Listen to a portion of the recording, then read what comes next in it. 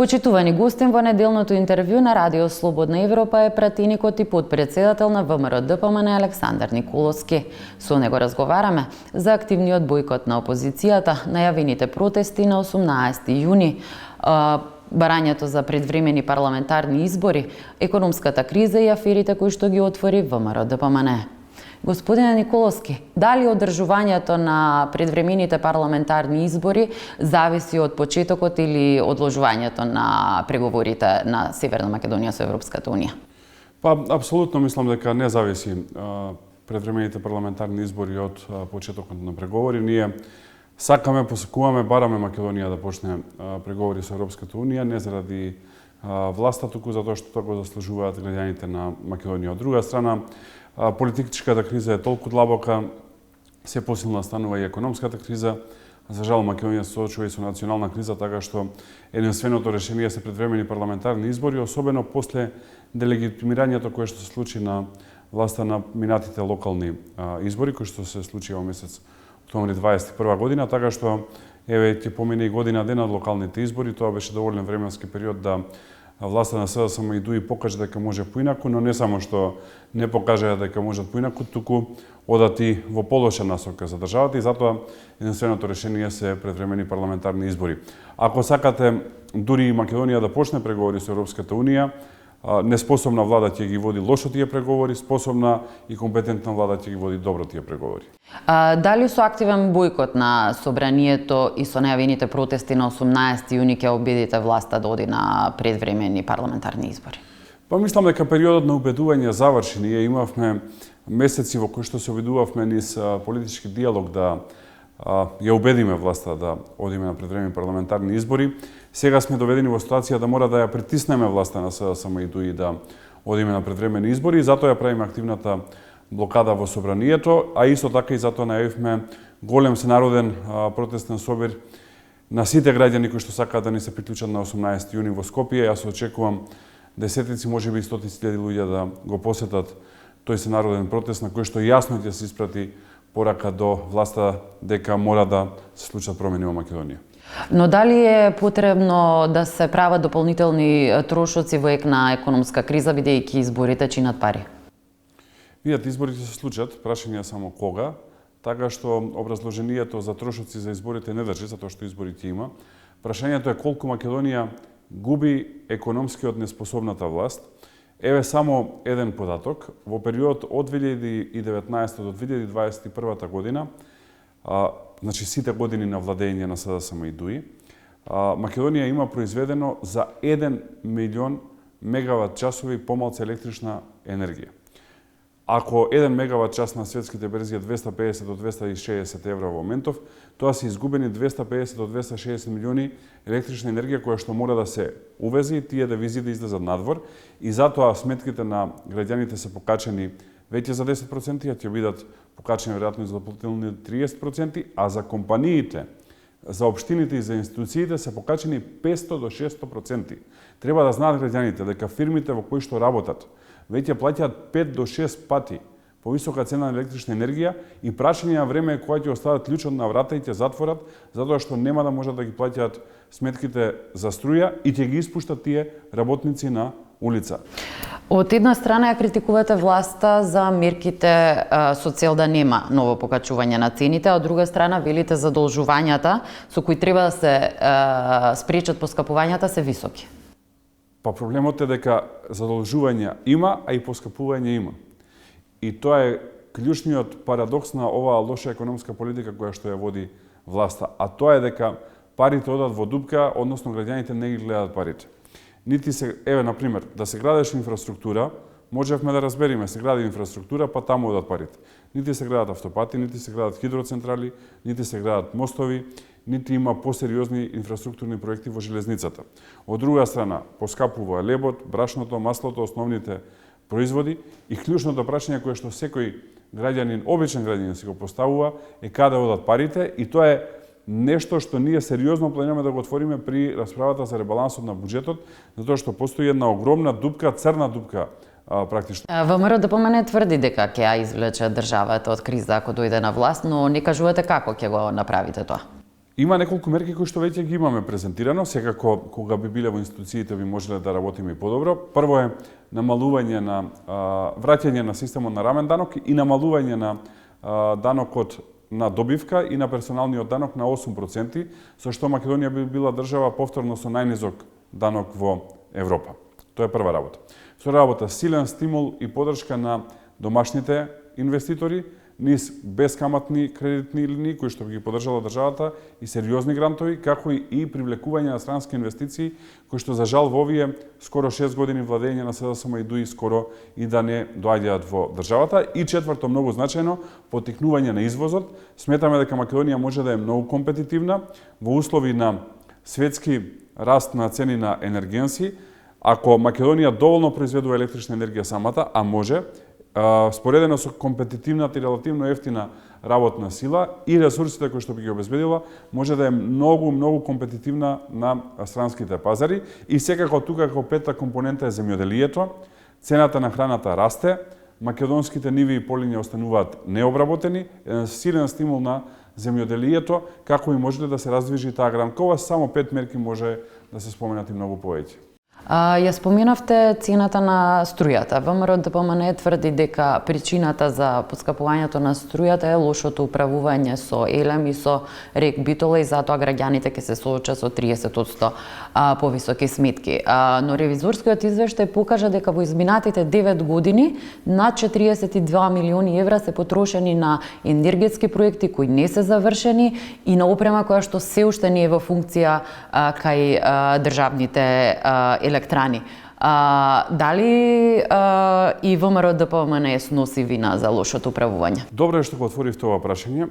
Таа опрема за која што се зборува во ревизорскиот извештај е така наречена GPS опрема, со која што треба да се следи колку камионите и багерите кои што се ангажирани пред се во РЕК Битола од надворешни фирми работат во текот на денот.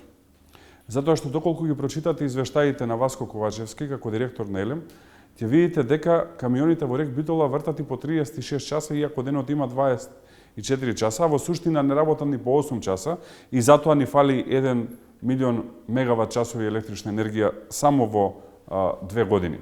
Таа опрема намерно не се инсталира, беше набавена кога заменуваше претходната гарнитура од власт и од Елем, затоа што ќе се види дека таму се прави евидентен криминал. Тоа е прво. Второ, поврзано со ова, никој некако не зборува дека пред и по нова година компанијата Марковски од Битола на непосредна спогодба во 4 очи доби тендер од 29 милиони евра вкупно.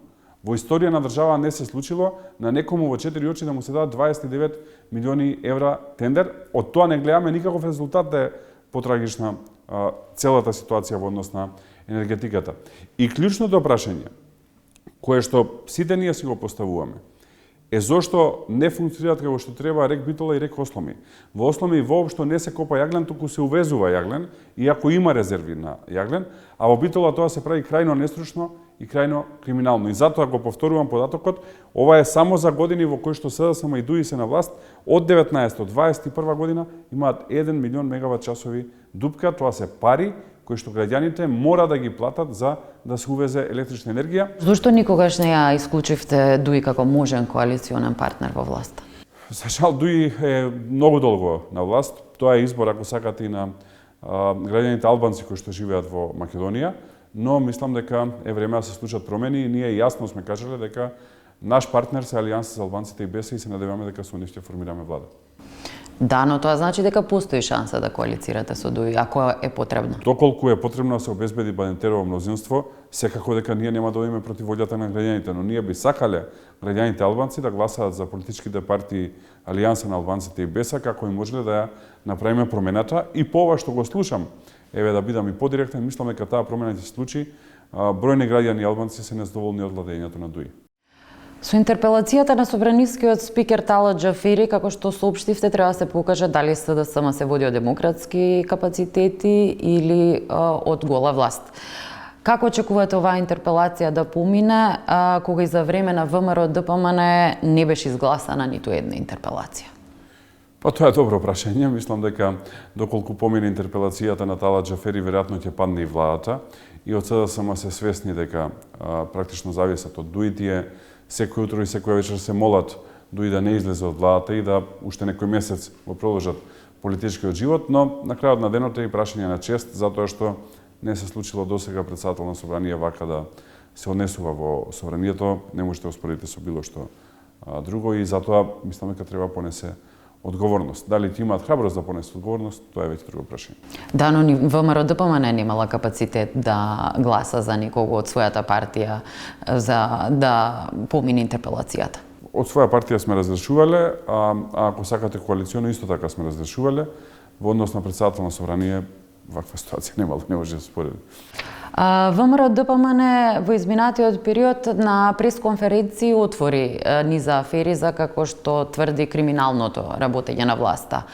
Зошто не се поднесуваат овие наводи во обвинителството?